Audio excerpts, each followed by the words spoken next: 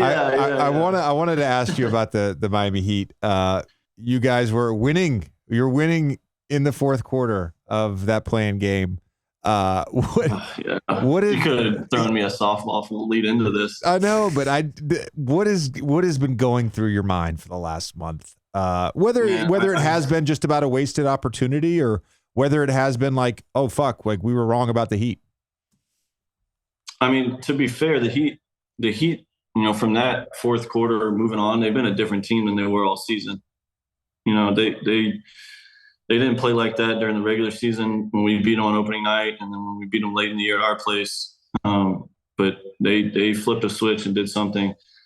Yeah, dude, that playing game hurts, especially because I thought I played pretty well, and it always hurts more when you lose and you play well. But we didn't make any shots in the fourth, and we just gave up too many paint points. And then Jimmy's just a master at, kind of getting to the stuff that he gets to. I mean, definitely missed opportunity. If I'm being candid with you, I thought the Raptors game was going to be the more difficult game for us to win. Just the first one, we never play well in Toronto.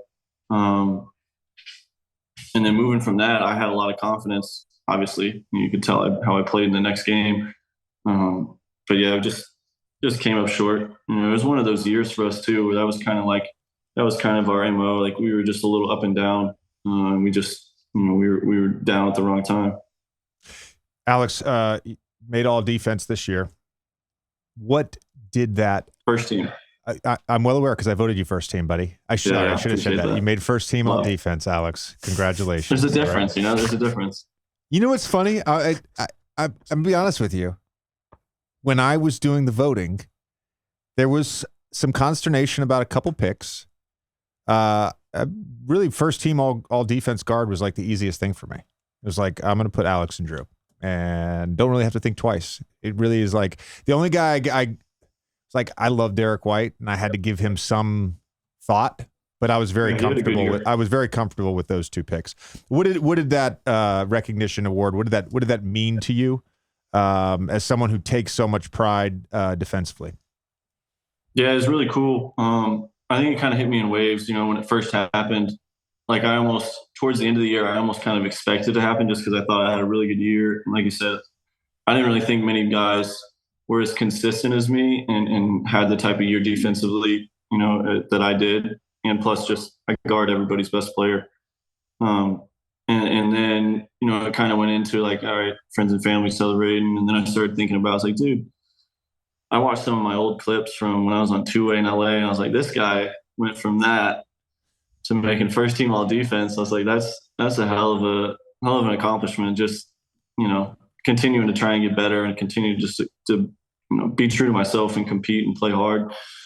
It was really cool. I thought I had a really good defensive year last year. And then I missed so many games with, the wrist, and then couple other nagging injuries that I thought I played at a pretty high level and maybe could have gotten on one last year had I qualified. So there's always something that's in the back of my mind, like, do I think I can do it?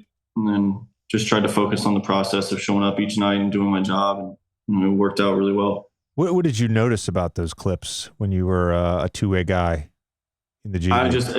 There's a difference in my ability to keep up with guys, to understand the game, understand concepts of how different guys play.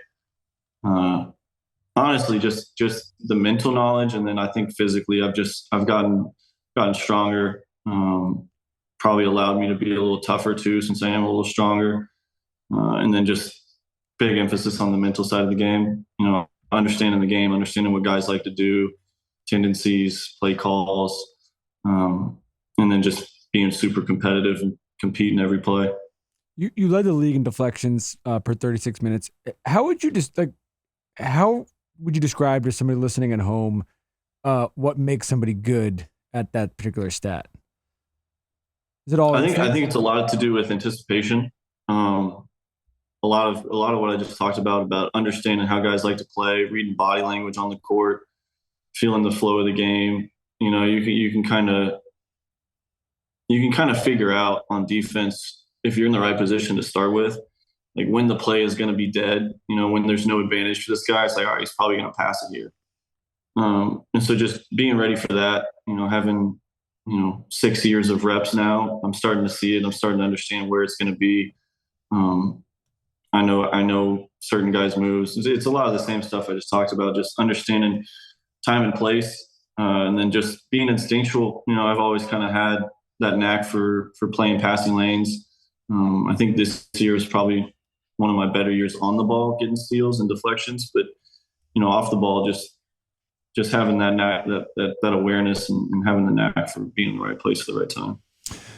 I've had coaches talk about coaches porn before, and Alex fits the bill for some, like, it's coaches porn. No, I mean that seriously, because like if you watch Alex play, deflection off the ball, he's at the nail, exactly where he's supposed to be. And the thing he's talking about, right, is like, I'm reading body language. I know this guy's actually driving towards the middle to pass, and he times getting out in the passing lane perfectly. Deflection, right?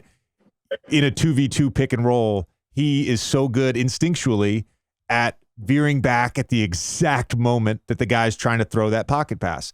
Deflection. Like, some of it is all the things he's talking about, and some is just like a natural innate ability, which I think is, coach's porn. You know where to be, but then you have to have the instincts to actually make a play. Yeah. I always knew where the fuck to be. I didn't have the instincts. Yeah, you're gonna have some instincts and the capability. Back to your point of the veer and the positioning, it just clicked in my head. I probably need to give recognition to Frank Vogel and Mark Dagnall, because Mark was with me my first year when I played in the G League, and we just did so many fundamentals defensively, stick hand, shell drill, like all that stuff.